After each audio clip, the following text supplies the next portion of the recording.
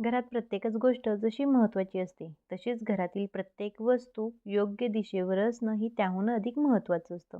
बघा, आग्नेय दिशा म्हणजे वास्तुशास्त्रानुसार आग्नेय दिशा ही पैशाच्या प्रवाहाची दिशा असते. त्यामुळे आपल्या आयुष्यात या दिशेला अनन्यसाधारण असे महत्त्वाचे स्थान आहे. कारण आज आपल्याला पैशाशिवाय काहीच मिळत नाही. पाणी प्यायला सुद्धा पैसे लागत असतात. आग्नेय दिशा म्हणजे पूर्व दिशा आणि दक्षिण दिशा यांच्यामधली दिशा. या दिशेला अग्नितत्व म्हणून या तत्वाची देवता अग्निदेवता आहेत. त्याचबरोबर या दिशेला स्वामी शुक्रदेव आहेत.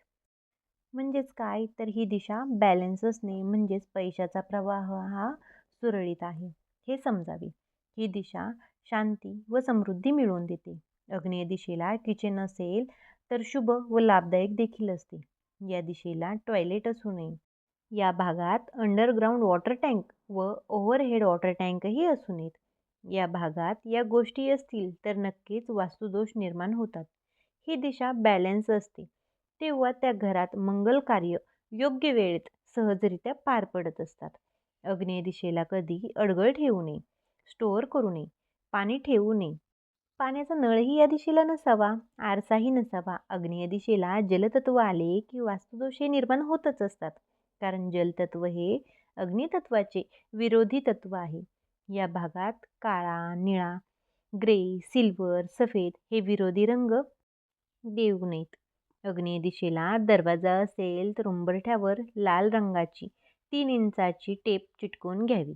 बघा आता जर तुमचा वॉटर टँक आग्नेय दिशेलाच आला असेल तर आपण वास्तुशास्त्रानुसार काय उपाय करू शकतो हे पण पाहणार आहोत. बघा, ज्यावेळी वॉटर टँक आग्नेय दिशेला येतो, बघा मग वास्तुशास्त्रानुसार आग्नेय दिशा ही अग्नितत्वाची दिशा आहे. त्यामुळे या दिशेला वॉटर टँक आला की 100% वास्तुदोष हा निर्माण होतच असतो.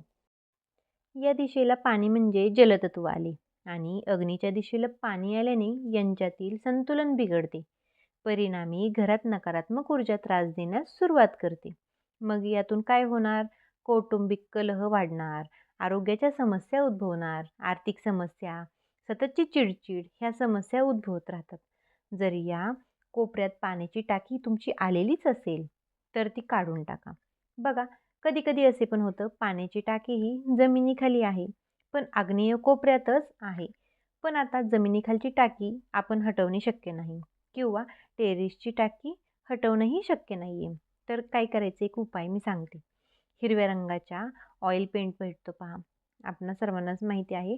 तर हिरव्या रंगाचा ऑइल पेंट घेऊन यायचं आणि चारही बाजूने त्या टाकीला रंगवून द्यायचं.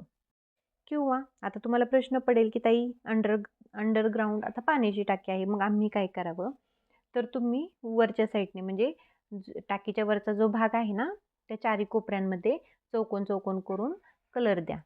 बघा आता काही-काही वेळेस काय होतं ना, आग्नेय कोपरा असतो. पण तिथे आहे ना, कळत-नकळत आपल्याकडून नळ येऊन जातो. तर त्यावेळी त्या नळावरती लाल ऑइल पेंटने भरीव चौकोन काढायचा. किंवा शक्यच असेल तो त्या कोपऱ्यातला नळ बंद करणे, तर तुम्ही तेही करू शकताय. आणि जर शक्य नसेल तर मी सांगितलं तसं ऑइल पेंट आणा आणि भरीव चौकोन त्या नळाच्या वरती तुम्ही करून द्या. तर तुम्हाला जर शक्य नसेल पाण्याच्या टाकीला पूर्ण हिरवा कलर देणं, तर काय करायचं तुम्ही मॅट एक टाकू शकताय मी बोलले तशी हिरव्या कलरची किंवा लाकडी फळ्या भेटतात बघा. पूर्ण लाकडी फळ्या त्या टाकीच्या खाली तुम्ही टाकल्या तरीही चालून जाणार आहे. आग्नेय दिशा ही सर्वात महत्त्वाची असते. आपल्या प्रगतीचे मार्ग हे तिथूनच सुरुवात होत असते. जर पाण्याचा नळ जर चुकीच्या दिशेला असेल म्हणजेच आग्नेय कोपऱ्यात असेल, तर तुमच्या इन्कमचे जेवढे सोर्स आहेत ते हळूहळू बंद तर होणारच असतात. घरात वादविवाद निर्माण होतात, घरात आर्थिक टंचाई निर्माण होते. त्याचबरोबर पैसा तर येतो, पण पैसा कुठं जातो, कसा जातो हे काही तुमच्या लक्षातही येणार नाही आहे. त्यामुळे ही चूक होत असेल तर तो नळ बंद करा किंवा नाही बंद करणं शक्य तर मी सांगितलं तसं तुम्ही उपाय करून बघा. तर ही सेवा आपल्या स्वामी केंद्रातूनच आलेली आहे. चला मग झालेली सेवा आपल्या स्वामींचरणी रुजू करते आणि आजचा व्हिडिओ मी थांबवते. अवधूत चिंतन श्री गुरुदेव दत्त. श्री स्वामी समर्थ सर्वांना.